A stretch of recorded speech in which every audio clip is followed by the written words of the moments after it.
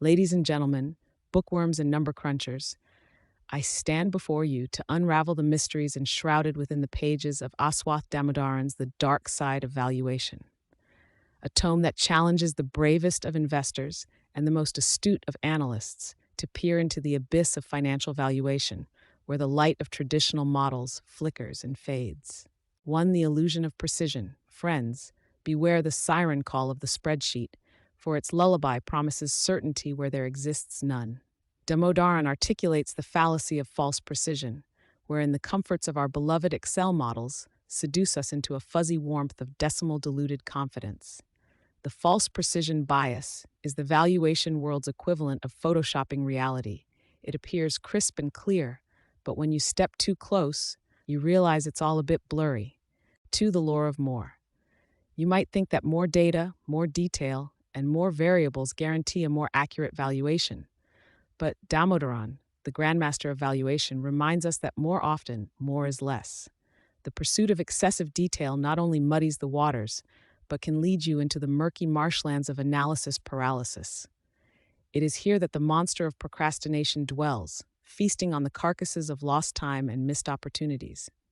3. The fable of the first principle. Our valiant professor counsels that all valuations must kneel before the first principle. Cash is king.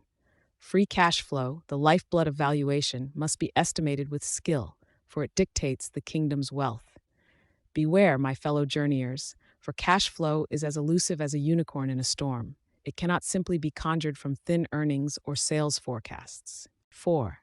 The enigma of growth. As Damodaran wields his pen as a sword, he slashes through the thicket of growth assumptions. Growth is not a right to companies. It is an outcome, hard-earned and hard-kept.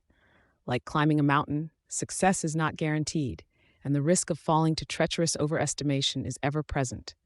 The higher the growth, the thinner the air, the more profound the vertigo. 5. The parable of profitability. Profitability. It is the enchanting melody that all companies desire to compose. But here lies the paradox. Not all profits are created equal. Damodaran casts a spotlight on the sly, seductive tune of accounting profits, urging us to listen instead for the harmonious clinking of cash profits, for it is the cash that jingles in the pockets, not the accruals that dance on paper. In 6, the Chronicle of the Risk Conundrum. In this saga, we navigate the stormy seas of risk. Damodaran, like an ancient mariner, warns of two dangerous sirens, the historical premiums and the capricious betas. The sirens call for sailors to chain themselves to the past or to bend the knee to volatile market sentiments. But true north lies in understanding the essence of risk, the uncertainty of future cash flows, and charting one's course accordingly. 7. The myth of the perfect valuation model. Damodaran proclaims there is no Excalibur in the armory of valuation models. No single weapon can slay the multitude of beasts that lurk in the darkness of unique investment landscapes. The wielder must choose wisely, fashioning a blend of swords, shields, and spells, a combination of DCFs, relative valuations, and contingent claim valuations. 8. The tale of technological mystique. Behold, the shiny allure of technology companies. They dance in the shadows, enchanting valuers with their spell of high growth and intangible assets. But heed Damodaran's words. Do not be bewitched by their glamour. Their valuation requires a special concoction, a potion that blends the traditional with the avant-garde, measuring not only tangible assets but also intellectual property, human capital, and network effects. 9.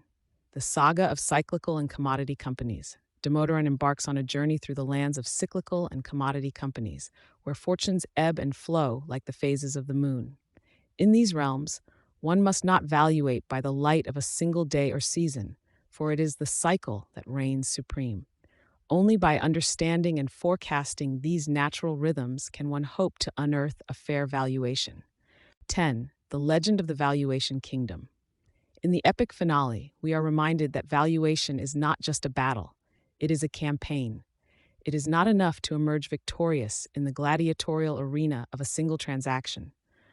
One must strive to build an empire of wisdom, mapping out the territories where traditional valuation models thrive and recognizing the frontiers that demand bespoke approaches.